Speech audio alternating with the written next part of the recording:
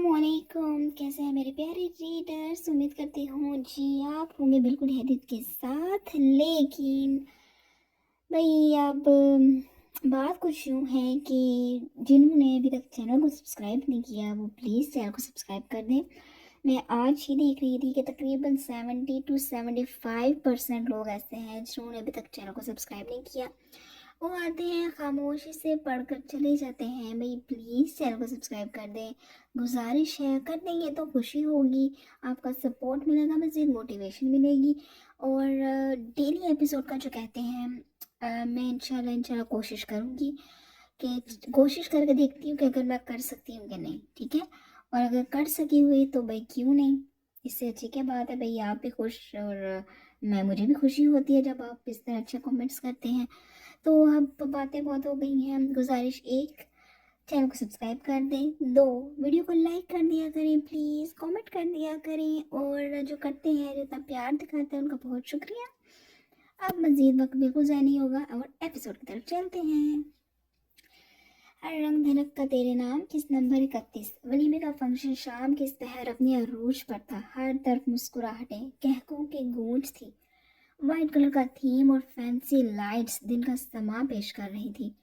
मिरहा शाह इस वक्त ocean blue colour की मैक्सी में बेहद हसीन लग रही थी। जो नज़र इस पर उठती ठटक कर रुकती ज़रूर थी। उसकी सुर्ख और सफ़ेद रंगत, मसनूई रोशनी और बेहद सलीके से किए गए मेकअप में मज़ीद लश्कारे मार रही थी।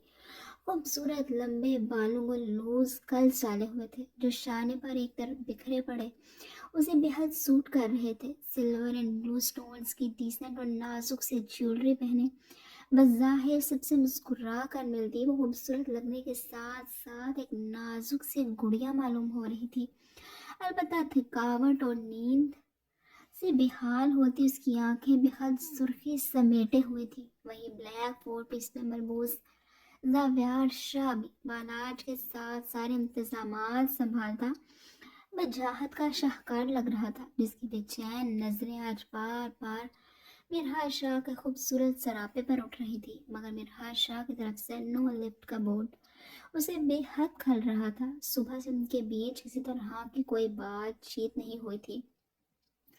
जब तक जावियार शाह फ्रेश होकर रूम से बाहर आया था, मिरहा बालाज और फाहा के साथ सैलून के लिए निकल चुकी थी, जिसकी बाबत जब नाश्ते के बाद जावियार को किसी मुलाजमा से मिरहा को रूम में भेजने का हुक्म देने पर मालूम हुआ तो वो पीछे ताप खा कर रह गया था।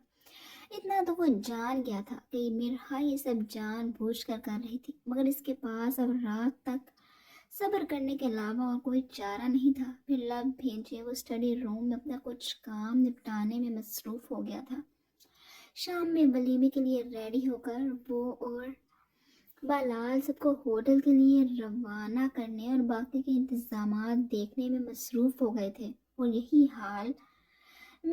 यहाँ हाल में आने के बाद भी मिरहा ने एक गलत निगाह जावियार शाह पर नहीं डाली थी। इसकी यही इग्नोरेंस अब जावियार शाह को गुस्सा दिला रही थी। दूसरी तरफ मिरहा शाह जानते बूझते जावियार शाह को इग्नोर कर रही थी। ठीक है, रूम में उसकी नहीं चलती थी, मगर रूम से बाहर ऐसी इस पर शर्त लागू नहीं होती थी कि जावियार शाह की हर बात मानने के पाबंद हो, और ना ही उनके बीच नॉर्मल कपल्स वाला रिश्ता हो जो वो जावियार शाह को देख बहुत चहकते फिरे। जावियार शाह का मजीद मूड शहरियार खानजादा के वलीमे में आमद ने खराब कर डाला था। ब्लैक थ्री पीस सूट में मलबूस बालों को सलीके से जेल से सेट किए, आइस ब्लू साड़ी में मलबूस माँ के नाजुक कमर को अपने मजबूत बाजू के हिसार में थामे वो जावियार और बालाज दोनों को सख्त जहर लगा था। मजीद उसकी ज़रूरत से ज़्यादा बदतसी सिर्फ इन दोनों भाइयों को जताने के लिए थी कि वो अब माहा के वजूद पर कितना हक रखता है। बालाज को तो इस पर माहा को शाह हवेली में ना आने देने का गुस्सा था, जबकि जावियार शाह जो नरसाई का दुख मिरहा की कुर्बत में भूलने लगा था, माहा को सामने देख पूरी शिद्दत से अपनी बेबसी का एहसास हुआ था। मगर मेहमानों को इज्जत और मान ना देना इनके घर वालों ने इन्हें नहीं सिखाया था। फिर दोनों भाई अपनी अपनी जगह पर अपने गुस्से को काबू किए सर झटकते इनका वेलकम करने को आगे बढ़े थे।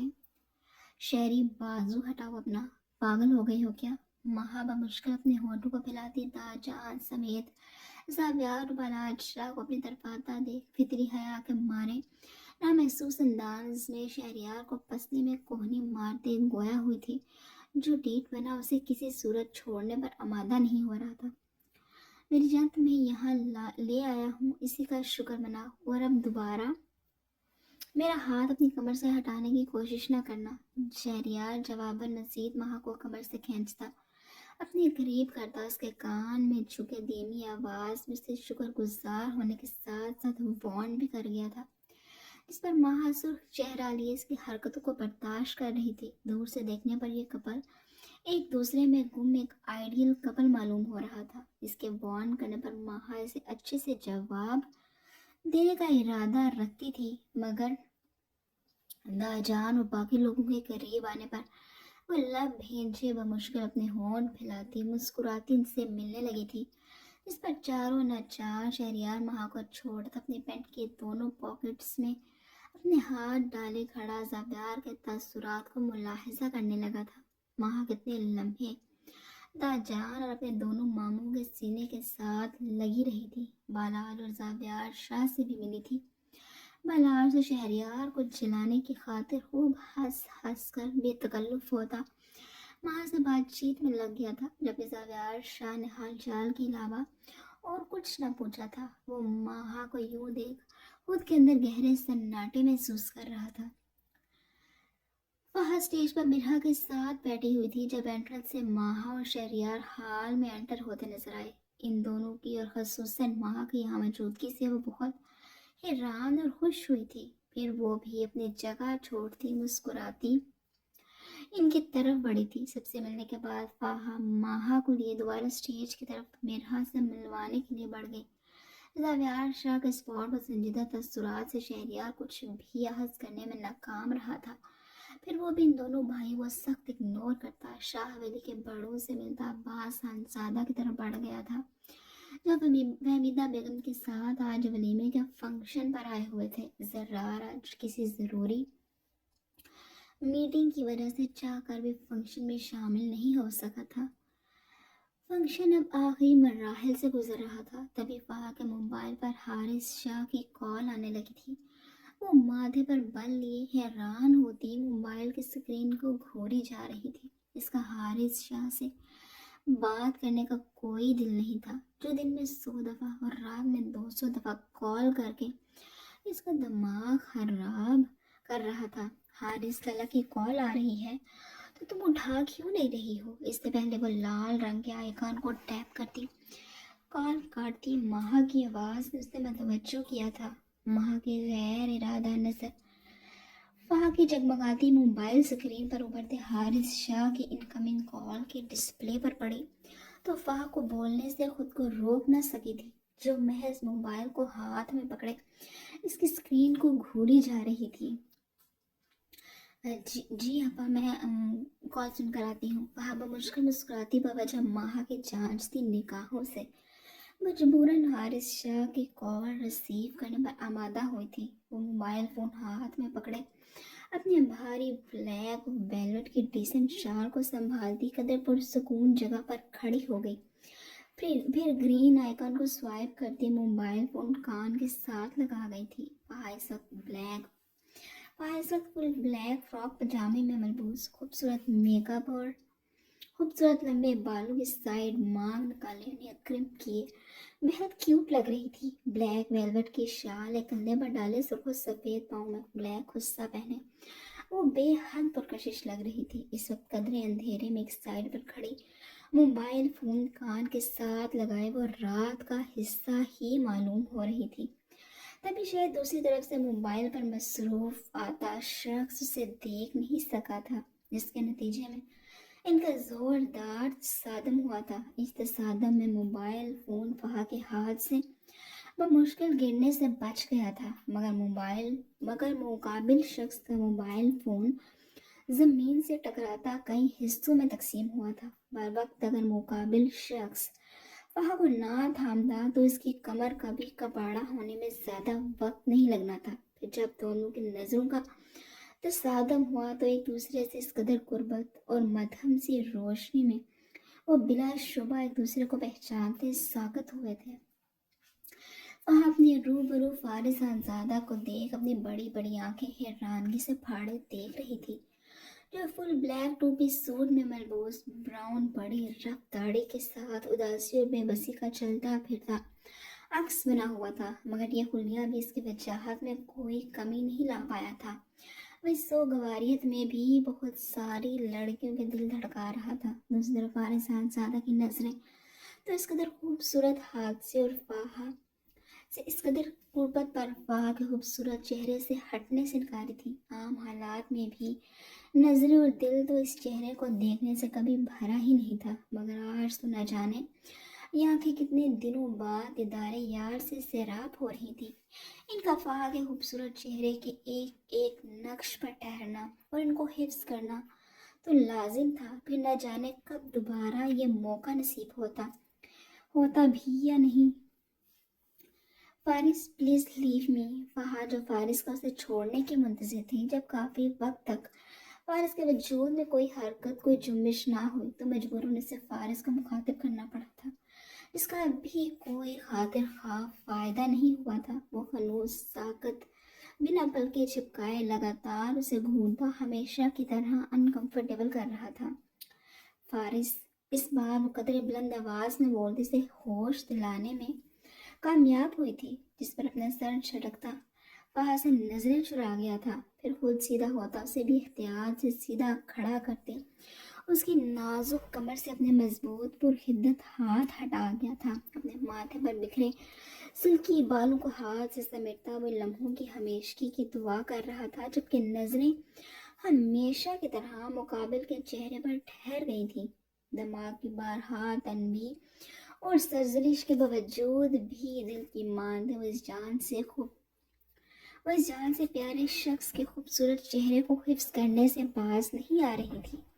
वारिस खानज़ादा तो हर गुजरते लम्हे को जैसे महसूस करना और रोकना चाह रहा था। हवा के दोष पर लहराते पहा के सिल्की बाल फारिस के गाल को छूते उसे मजीद बेहूद कर रहे थे। कुछ पल दोनों के दरमियान माने खेज खामोशी बोलती रही, जिसे फाहा की आवाज़ ने तोड़ा था। I am sorry. फाहा की मध्यम आवाज़ पर वो सवालिया नज़रों से फाहा को देखने लगा। I said I am sorry. इस बार फाहा कदरे ऊंची आवाज़ में बोलती ज़मीन से फारिस का टूटा मोबाइल उठाते उसके चेहरे के सामने लहरा गई थी। फाहा के दिल का चेहरे से नजरें हटती खूबसूरत हाथों पर मरकूज हुई तो इसे बात समझ आई थी। किस किस बात के लिए सॉरी करेंगी? अपना टूटा मोबाइल पा के हाथ से लेता वो तंज कर गया था। जब वो दिन रात अनदेखी आग में जल रहा था तो कुछ हिस्सा मुकाबिल मौजूद महबूब शख्स के हिस्से में भी तो आना चाहिए था।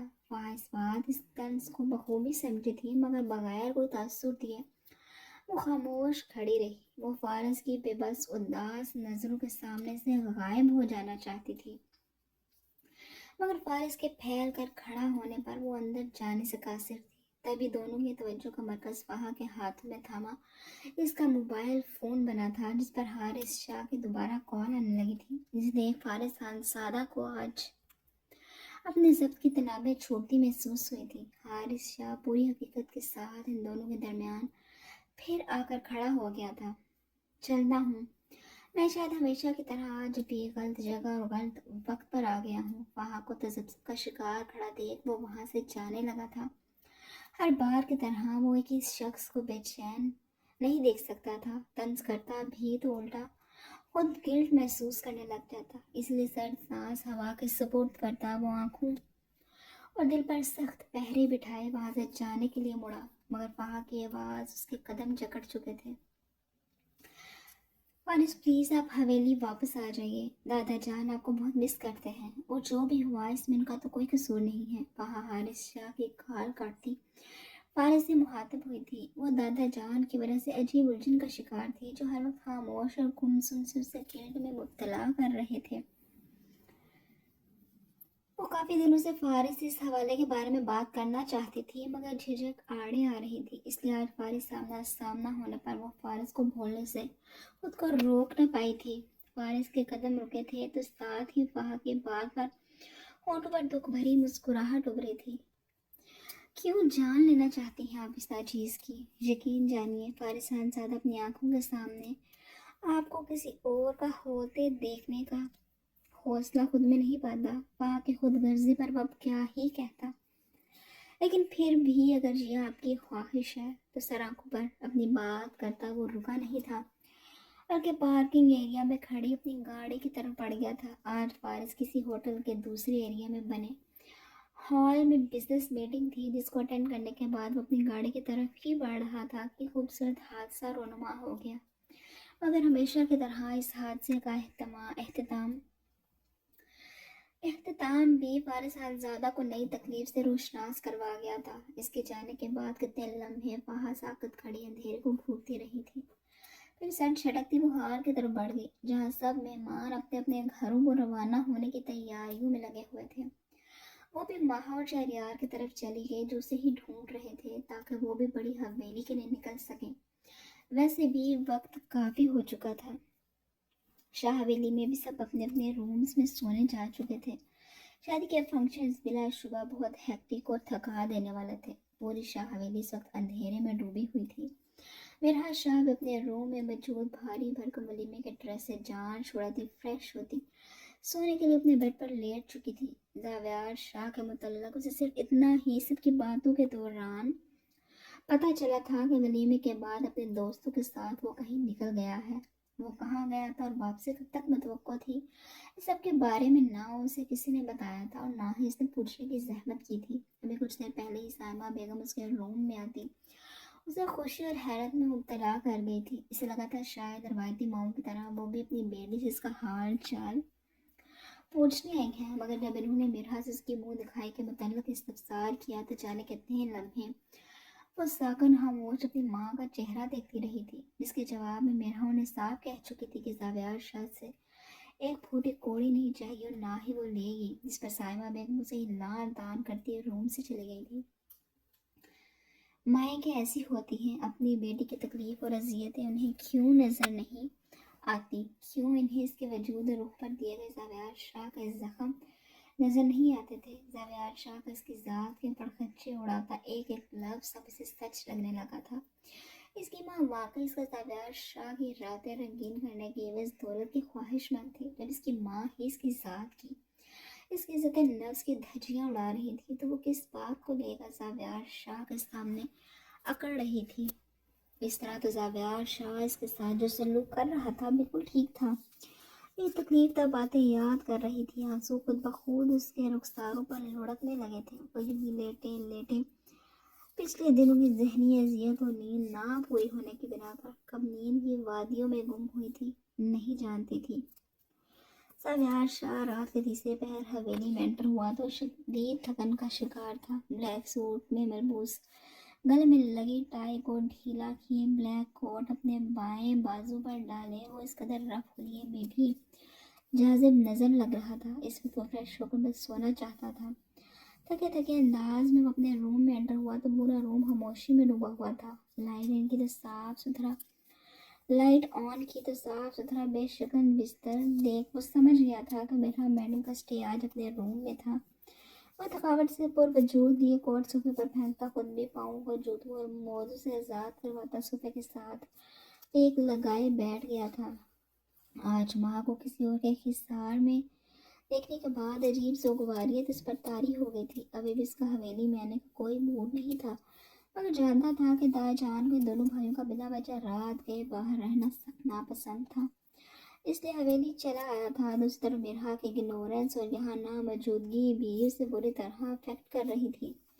اپنے سر چٹکتے ان سوچوں سے جان چھڑاتا رنگے پاؤں روم میں موجود الماری کی طرف بڑھا۔ اپنے لیے ایزی شرٹ ٹراؤزر لیے وہ فریش ہونے کے لیے واش روم میں گھس گیا تھا۔ فریش ہو کر وہ بالوں میں برش کرتا، پرفیوم خود پر اسپرے کر کے بیڈ پر بیٹھا، پھر موبائل پر الارم لگانے کے بعد وہ منہ تک میں ہاتھ اوڑے سونے لگا تھا، مگر بار بار کوششوں کے باوجود بھی نیند اسے آ کر نہیں دے رہی تھی. مرحا کا خیال اس کی کمی مسلسل اسے سائڈ چینج کرنے پر مجبور کر رہی تھی. آخر تھک ہار کر وہ بیڈ پر اٹھ بیٹھا تھا. اپنا سر دونوں ہاتھوں میں تھامے وہ ایک فیصلے پر پہنچ چکا تھا. اپنے اوپر سے لحاف ہٹاتا وہ اٹھا. سفید مردانہ پاؤں میں کینچی چپل اڑستا وہ دروازہ کھول کر روم سے نکل گیا. اب اس کا رخ دوسری منزل پر موجود مرحا کے روم کے علاوہ اور کہاں ہو سکتا تھا. روم کے دروازے پر پہنچتا وہ رکا تھا. اس روم میں انٹر ہونا اب اس کے لیے مشکل تو بالکل نہیں تھا. پھر کچھ ہی وقت میں وہ روم میں انٹر ہوتا. سوئی ہوئی مرحا کی طرف بڑھا تھا. ڈم لائٹ میں بھی اس کے چہرے پر آنسو کے نشان دیکھتا وہ ٹھٹک کر رکا تھا. ذاتی محاسبہ بار بار اسے کٹہرے میں کھڑا کر رہا تھا. اور وہ بار بار توجہ پیش کرتا خود کو بڑی جمع کروا رہا تھا. اب بھی یوں مرحا کو دیکھ وہ ہمیشہ کی طرح مکس فیلنگز محسوس کر رہا تھا. اس کا معصوم خوبصورت چہرہ تھکاوٹ سے کملایا ہوا لگ رہا تھا. وہ احتیاط سے اس کے وجود پر سے لحاف ہٹاتا اسے اپنے مضبوط بازوؤں میں اٹھا گیا تھا. مرحا کا نرم و نازک وجود اسے ضرورت سے زیادہ گرم محسوس ہوا تھا. ماتھے پر بل اور پرسوچ نظریں لیے وہ اسے سرخ پڑتے چہرے کو دیکھتا دروازے کی طرف بڑھا. پھر احتیاط سے پاؤں سے دروازہ کھولتا نچلی منزل کی طرف روان دھما ہوا تھا. سیڑھیوں سے اترنے لگا تو بلراج شاہ کو وائٹ اوور کوٹ میں ملبوس اوپر آتا دیکھ ساکت ہوا تھا. بلراج بھی اپنے لالا بھائیوں مرحا کو اٹھائے اس پر ادھر دیکھ پہلے حیران ہوا تھا. پھر اپنے ہونٹ مضبوطی سے آپس میں پوست کیے وہ اپنی مسکراہٹ روک گیا تھا. ایک غیر ارادہ نگاہ جو مرحا پر اٹھی تھی اس کے بعد وہ اپنی نظریں زابیار شاہ کے چہرے پر مرکوز کیے شرارتی نظروں سے زابیار کو ہی دیکھنے لگا تھا. کیا یار لالا کچھ مجھ گوارے کا بھی خیال کر لیں. کیوں اس بوجھ میں آدھی رات کو اس شدید ٹھنڈ میں میرے جذبات جگا رہے ہیں. ایک نہیں اگر جذبات جاگ رہے ہیں تو اس کا کوئی حلال بندوبست کرو. اب ہٹو آگے سے. زابیار شاہ نے بھی شرمندہ ہونا کہاں سیکھا تھا. البتہ بلراج کو بےباکی سے مشورے سے نواز کر سے رستے سے ہٹنے کا بولنے لگا جو پرسکون انداز میں یوں پھیل کر کھڑا تھا جیسے اس سے ضروری کام ہی نہیں. اس حلال بندوبست کے لیے ایک عدد لڑکی کی بھی ضرورت ہے. وہ کہاں سے آئے گی. ہمارے گھر کی سب سے کام کی لڑکی پر تو آپ قبضہ کر چکے ہیں. بلراج تو فرصت سے کھڑا اگلا سوال داغ گیا تھا. بلراج کی مرحا کے لیے بولے گئے الفاظ زابیار شاہ کو ایک آنکھ نہیں بائے تھے. جانتا تھا اس کی انٹینشن بالکل صحیح ہوگی تبھی پھر بھی ضبط سے لب سختی سے بیچ گیا تھا. فضول کی بکواس ذرا کم کیا کرو. اب اگر تمہارا ہو گیا ہو تو نکلو. بلکہ نکلنا کدھر ہے. مرحا کا ٹمپریچر چیک کرو.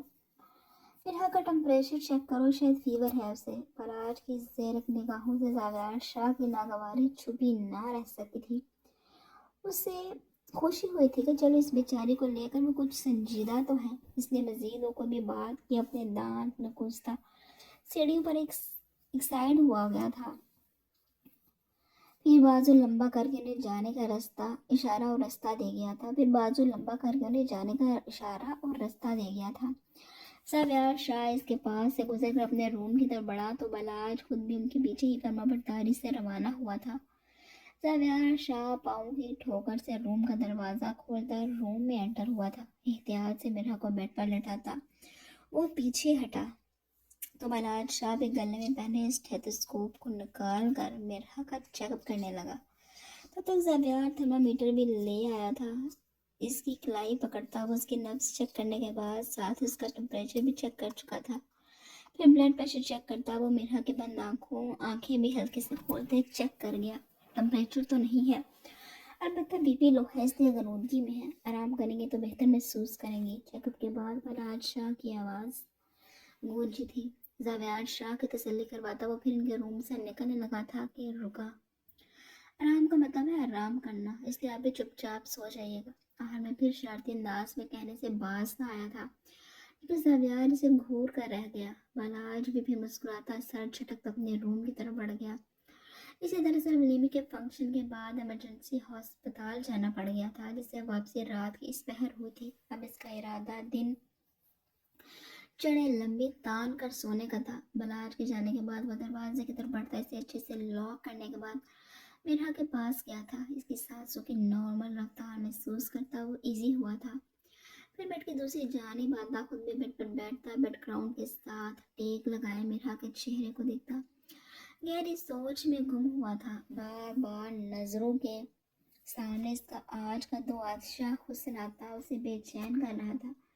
मगर उसकी थकी शक्ल देख और खराब तबीयत के बायस इसका मिरहा को तंग करने का इरादा धरा का धरा रह गया था। सर सांस हवा के सुपुर्द करते रिमोट उठाता, डिम लाइट ऑन कर गया था। फिर खुद भी सोने के लिए लेट गया था, मगर इससे पहले वो मिरहा की तरफ बढ़ता इसके नाजुक वजूद को अपने बाजुओं के हिसार में ले गया था। इस पर वो कसमसाई थी। कुछ नहीं कर रहा, सो जाओ। मिरहा नींद में होने पर बगैर जावियार की आवाज़ और बात पर तवज्जो दिए दोबारा नींद में गुम हुई थी, जबकि जावियार शाह भी उसके नर्म और नाजुक वजूद को अपने सीने में भेजे की बार जल्द ही सोचों से छुटकारा पाकर सो चुका था।